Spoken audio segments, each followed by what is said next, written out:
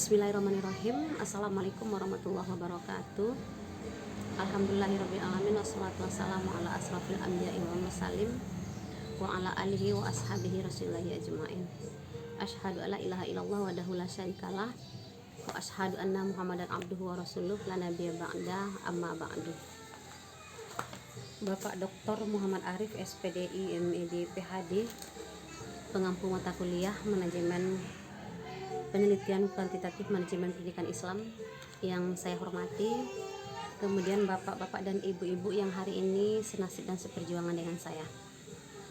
Hari ini izinkan saya mempresentasikan makalah dengan judul makalah mata kuliah metodologi penelitian dengan judul penelitian kuantitatif dalam manajemen pendidikan Islam. Bapak dan ibu semua, saya tidak bacakan semuanya, menghemat waktu karena filenya udah saya kirimkan. Saya bacakan saja sedikit garis besarnya, gambarannya saja. Yang jelas dalam makalah saya ini rumusan masalahnya adalah satu, apa pengertian penelitian kuantitatif dalam manajemen pendidikan Islam. Yang kedua, apa asumsi dasar pendekatan kuantitatif. Yang ketiga, bagaimana contoh pendekatan kuantitatif dalam manajemen pendidikan Islam. Pengertian penelitian kuantitatif dalam manajemen pendidikan Islam adalah jenis penelitian yang diaplikasikan untuk menggambarkan kondisi-kondisi terkini atau untuk meneliti hubungan-hubungan termasuk hubungan sebab akibat yang terjadi di dalam proses pemanfaatan semua sumber daya yang dimiliki, yaitu umat Islam, lembaga pendidikan atau lainnya, baik perangkat keras ataupun perangkat lunak.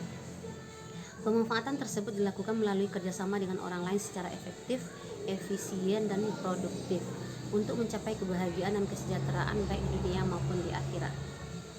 Yang kedua, asumsi dasar pendekatan kuantitatif, yaitu tentang apa itu pengetahuan, ontologi, bagaimana kita mengetahuinya, epistemologi, apa nilai-nilai yang masuk ke dalamnya, aksiologi, bagaimana kita menulis tentang halnya, retorika, dan proses mengkajinya atau metodologinya. Itu asumsi dasar pendekatan kuantitatif dalam penelitian manajemen pendidikan Islam. Yang ketiga, yaitu contoh pendekatan kuantitatif dalam manajemen pendidikan Islam. Untuk membuat suatu penelitian dengan pendekatan kuantitatif dalam manajemen pendidikan Islam, maka kita harus mengetahui paradigma penelitian dengan pendekatan kuantitatif.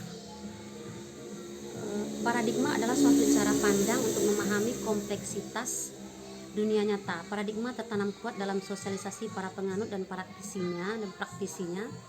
Paradigma menunjukkan pada mereka apa yang penting, absah, dan masuk akal.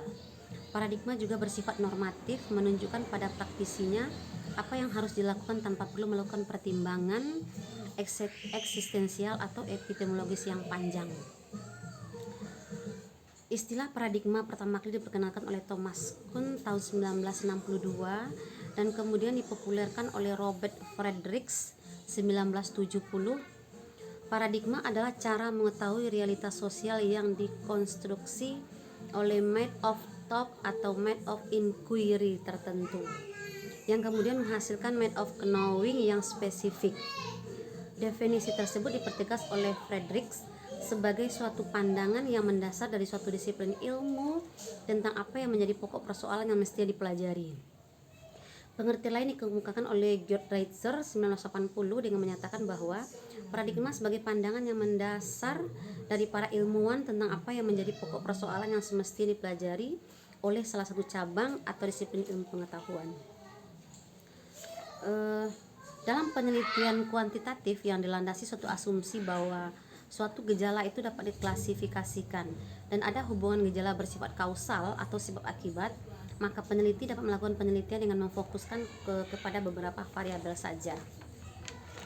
Paradigma penelitian adalah pola pikir yang menunjukkan hubungan antara variabel yang akan diteliti, yang sekaligus mencerminkan jenis dan jumlah rumusan masalah yang perlu dijawab melalui penelitian.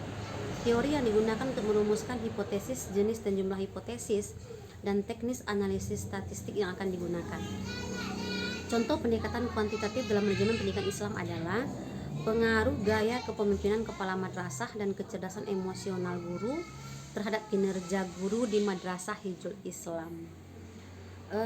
Paradigma penelitian ini terdiri atas dua variabel independen dan satu dependen.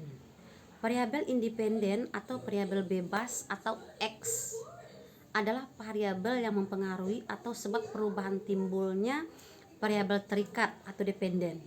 Variabel independen disebut juga dengan variabel perlakuan, kausa, resiko, variabel stimulus, antecedent, variabel pengaruh, treatment, dan perkembangan ilmu.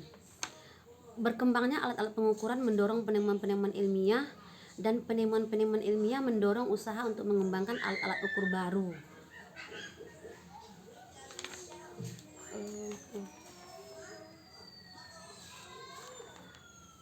Variabel dependen atau variabel terikat atau Y adalah variabel yang dipengaruhi akibat dari adanya variabel bebas. Dikatakan sebagai variabel terikat karena variabel terikat dipengaruhi oleh variabel independen atau variabel bebas. Variabel dependen disebut juga dengan variabel terikat.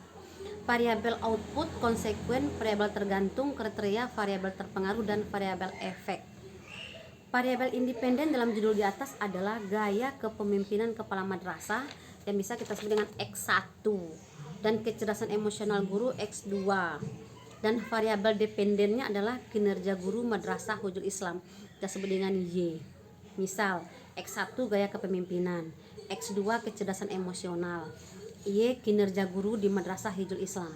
Berdasarkan paradigma tersebut, maka dapat ditemukan bahwa jumlah rumusan masalah deskriptif ada 2 dan rumusan masalah asosiatif ada 1, yaitu rumusan masalah deskriptif adalah bagaimana X1 dan X2 itu.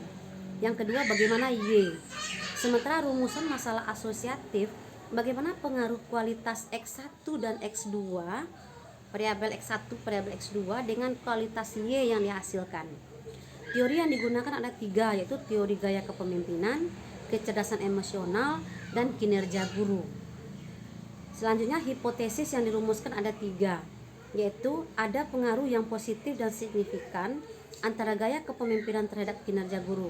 Hal ini berarti bila gaya kepemimpinan baik dan ditingkatkan, maka kinerja guru akan meningkat pada gradasi yang tinggi. Kata signifikan hanya digunakan apabila hasil uji hipotesis akan digeneralisasikan ke populasi di mana sampel tersebut diambil. Yang selanjutnya, ada pengaruh yang positif dan signifikan antara kecerdasan emosional terhadap kinerja guru. Hal ini berarti bila kecerdasan emosional baik dan ditingkatkan, maka kinerja guru akan meningkatkan pada gradasi yang tinggi.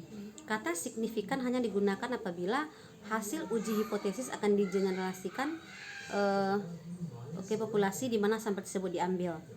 Ada pengaruh yang positif dan signifikan antara gaya kepemimpinan dan kecerdasan emosional terhadap kinerja guru. Hal ini berarti bila gaya kepemimpinan dan kecerdasan emosional baik dan ditingkatkan, maka kinerja guru akan meningkat pada gradasi yang tinggi. Kata signifikan hanya akan digunakan apabila hasil uji hipotesis akan digeneralisasikan ke populasi di mana sampel tersebut diambil. Bapak dan Ibu yang saya hormati, Pak Aris sebagai pengampu mata kuliah, makalah ini sangat terbatas dan masih jauh dari kesempurnaan. Untuk itu saya mengharapkan saran dan kritikan untuk memperkaya ilmu pengetahuan kita bersama, kritikan yang sifatnya membangun demi kesempurnaan makalah ini. Terima kasih dan mohon maaf, saya akhiri dengan wabillahi taufiq wal hidayah. Assalamualaikum warahmatullahi wabarakatuh.